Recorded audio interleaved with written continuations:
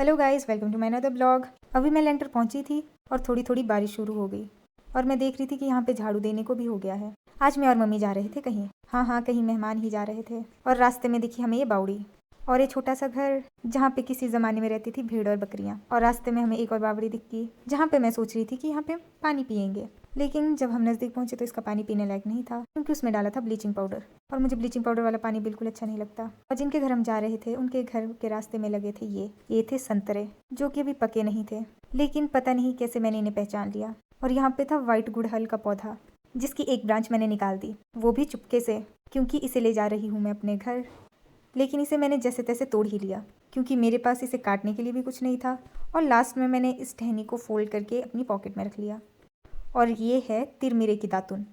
पहले के ज़माने में जब ब्रश नहीं थे तब दातुन का ही यूज़ होता था। हालांकि गांव में तो लोग अभी भी दातुन का ही यूज़ करते हैं। और ये था वो फिसलन भरा रास्ता जो कि हमें उनके घर ले जा रहा था। और वो थे मेरे बुआ, यानी बुआ तो पापा के हैं लेकिन हम भी इन्हें बुआ ही बोलते हैं। पहले बुआ हमारे घर आते थे, यानी अपने घर आते थे, लेकिन अभी बुआ को चलने में बहुत दिक्कत होती है इसलिए बुआ नहीं आ पाते। और जब बुआ ने मुझे देखा तो बुआ ने मुझे ज़ोर से गले लगाया और रोने लग गए क्योंकि 2-3 साल से ऊपर हो गई थी मैं इनसे मिली ही नहीं थी। Actually she is my favourite बुआ। तो बुआ से थोड़ी देर बात करने के बाद हम चल पड़े थे घर। और घर आते टाइम बहुत बारिश लग गई थी। लोगों के खेतों में तो मक्की भी काफ़ी बड़ी बड़ी हो गई थी, यानी कुछ दिनों में मक्की हार्वेस्ट होनी स्टार्ट हो जाएगी। रास्ता तो फिसलन भरा था लेकिन हम बच गए।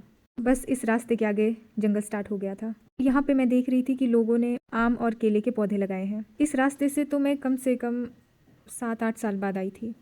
और ये देखिए जंगल, थोड़ी थोड़ी धुंध में ये जंगल बहुत सुंदर लग रहा था। सुंदर भी था, अगर अकेली होती तो डरावना भी लगना था। जब हम बुआ के घर गए तो हम इस सड़क से होके गए और यहाँ पे बहुत ही कीचड़ था। वापस आती बार हमें थोड़ा सा इंस्ट्रक्ट किया गया कि आप रास्ते के ऊपर से जा सकते हैं, इसलिए हम इस रास्ते से आए। और यहाँ पे निकाल रहे थे पाइन्स के पेड़ से चिलगोजा, यानी ये कोन लगा दिए जाते हैं और जब ये भर जाते हैं तो इनको खाली करके फिर से लगा दिया जाता है। लेकिन हाँ, अगर चिलगोजा को कहीं आग लगी तो फिर इसे बुझाना बहुत मुश्किल होता है। खासकर गर्मियों के टाइम में लोग खुद से जंगलों में आग लगा देते हैं, जिस वजह से इन पाइन्स के पेड़ से गिरा हुआ चलारू तो जल जाता है, लेकिन चिलगोजे को आग लगने की वजह से पूरा पेड़ जल जाता है। और ये देखिए पानी से भरा फिसलन वाला रास्ता, लेकिन इसको तो क्रॉस करना ही पड़ना था। इसके आसपास झाड़ियाँ ही झाड़ियाँ थी, जिस वजह से मेरा छाता भी इनके साथ अटक रहा था। और डर ये था कि कहीं छाता ही फट ना जाए क्योंकि झाड़ियाँ कांटेदार थी।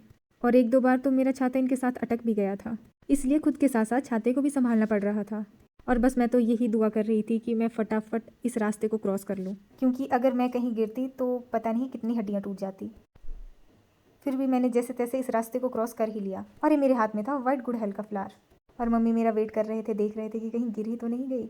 और बस फिर इस जंगल भरे रास्ते को क्रॉस करने के बाद, अभी तो क्रॉस नहीं हुआ था लेकिन मुझे बीच में दिख गए ये दाड़ू, जिसे हम छोटे अनार भी बोल सकते हैं। इनके दानों को सुखाकर हम चटनी भी बनाते हैं। ठीक है दोस्तों, आज के ब्लॉग के लिए बस इतना ही। मिलते हैं नेक्स्ट ब्लॉग में, तब तक के लिए राधे राधे।